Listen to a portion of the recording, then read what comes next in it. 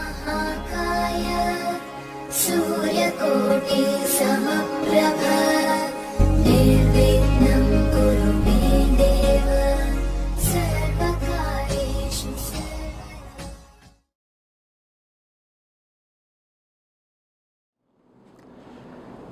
मेरे बहुत ही प्रिय और बेहद सम्मानित साथियों, मंगल की इस श्रृंखला में आप सभी का बहुत बहुत स्वागत, बहुत बहुत अभिनंदन।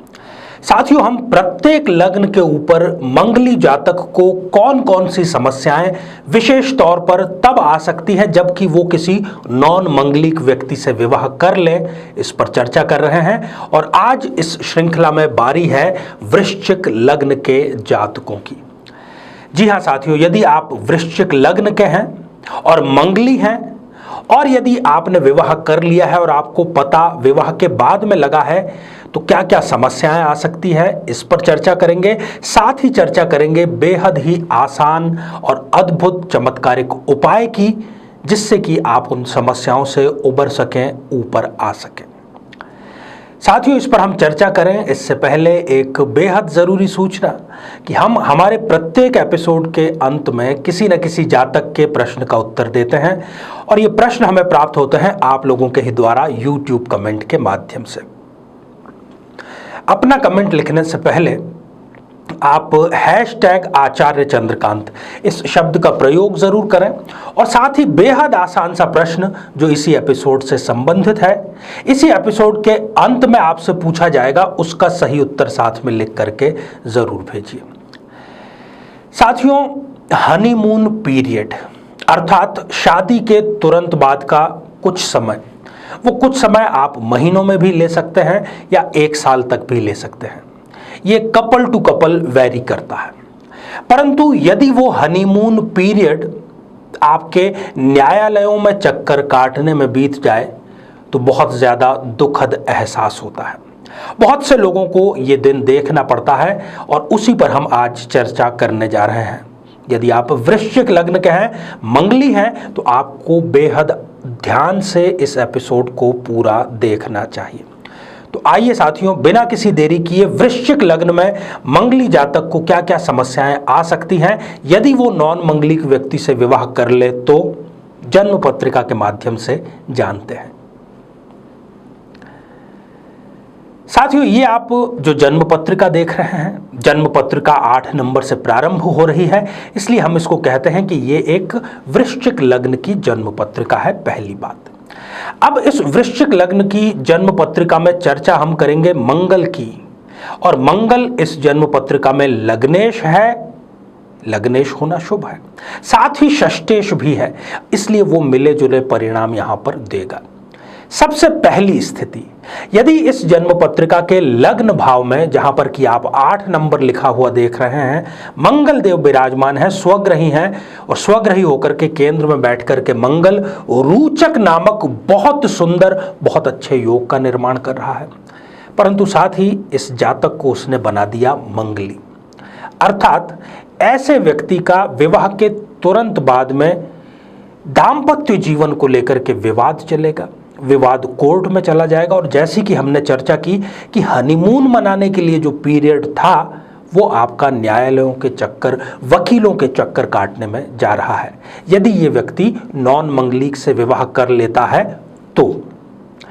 साथ ही इनका द्वितीय विवाह भी घटित होता है, परंतु कई बार ये व्यक्ति को ऐसी मानसिकता दे देता है कि ये व्यक्ति दूसरा विवाह करने को तैयार नहीं होता या उसमें बहुत ज़्यादा डिले कर देता है, क्योंकि इसका विश्वास ही विवाह नामक चीज़ से, विवाह नामक संस्था से समाप्त हो जाता है। आमतौर पर इनके बारे में लोग गलतफहमियां बहुत ज़्यादा और बहुत जल्दी पाल लेते हैं।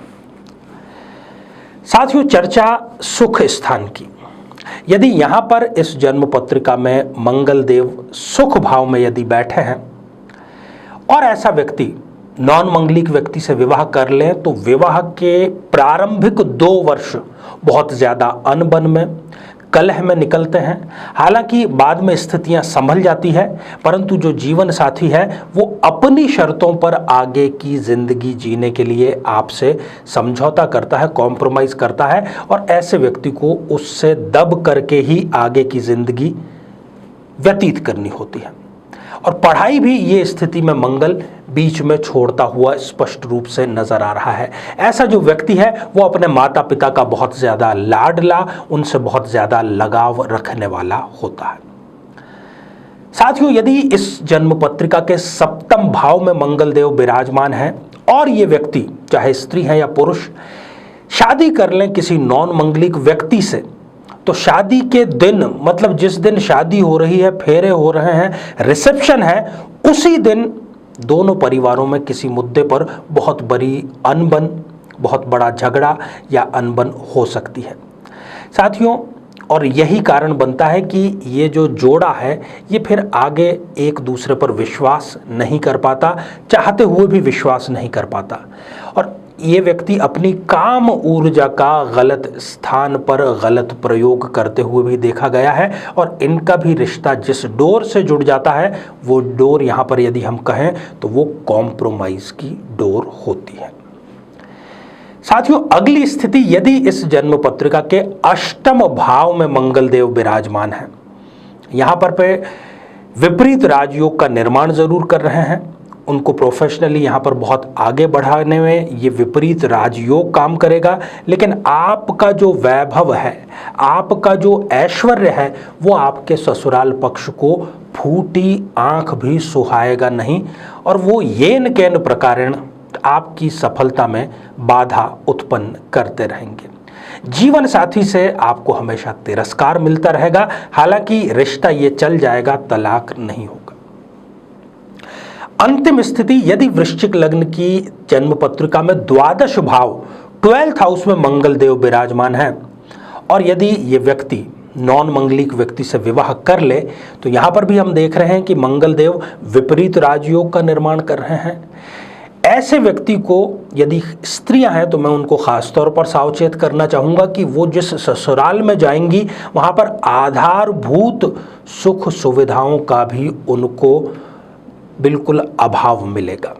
जैसी उनकी परवरिश घर पे हुई है उससे विपरीत स्थिति का उनको यहाँ पर ससुराल मिलता हुआ स्पष्ट नजर आ रहा है। और जीवन साथी के ही किसी दोस्त के कारण आपके दाम्पत्य जीवन में खटास, अनबन स्पष्ट रूप से आ जाती है और संतान भी यहाँ पर देरी से प्राप्त होती हुई नजर आ रही है। तो साथियों, हमने आज वृश्चिक लग्न में मंगली जातक यदि वो नॉन मंगलिक से विवाह कर ले तो उसको क्या क्या समस्याओं का सामना करना पड़ सकता है, इस पर संक्षेप में चर्चा की। सलाह आपको यही है कि पूर्ण रूप से कुंडली मिला करके किसी विद्वान की सलाह लेकर के आप विवाह का अपना डिसीजन लें। और यदि आप डिसीजन ले चुके हैं, शादी के बाद में आपको पता लगा है कि आप मंगलिक हैं और जीवन साथी नॉन मंगलिक है, तो आपको किसी भी मंगलवार से प्रारंभ करके वट वृक्ष, जिसको कि बरगद का पेड़ भी कहा जाता है, वहाँ पर दूध ज़रूर समर्पित करना चाहिए। छोटा ग्लास या छोटा लोटा उसके लिए आप इस्तेमाल कर सकते हैं। तो आइए साथियों, अब हम बढ़ते हैं आज के हमारे कमेंट के चरण की ओर। आज हमने कमेंट शामिल किया है नवदीप कौर जी का, जो कि उन्होंने लिखा है जालंधर पंजाब से। नवदीप जी, आप परेशान हैं कि शादी में लगातार डिले होता चला जा रहा है, तमाम कोशिशों के बावजूद भी रिश्ता पक्का नहीं हो पा रहा है। आपके लिए यहाँ पर बहुत अच्छी खुशखबरी है कि इसी साल अर्थात 2020 के नवंबर की हम चर्चा कर रहे हैं, आपके विवाह का योग प्रारंभ हो रहा है। राहु की जो बुरी दशा थी वो समाप्त हो रही है, तो आपको एक शादी का रिश्ता, एक अवसर ज़रूर आगे से चला करके आएगा।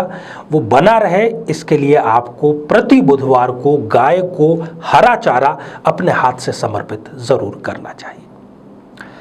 अब साथियों, आज का बेहद आसान सा प्रश्न। आज वृश्चिक लग्न की जन्म पत्रिका में मंगल, जो कि लग्नेश हैं, लग्न में बैठ करके किस बहुत सुंदर योग का निर्माण करते हैं। साथियों, आप सभी स्वस्थ, समृद्ध और शांतिपूर्वक जीवन व्यतीत करें। नमस्कार।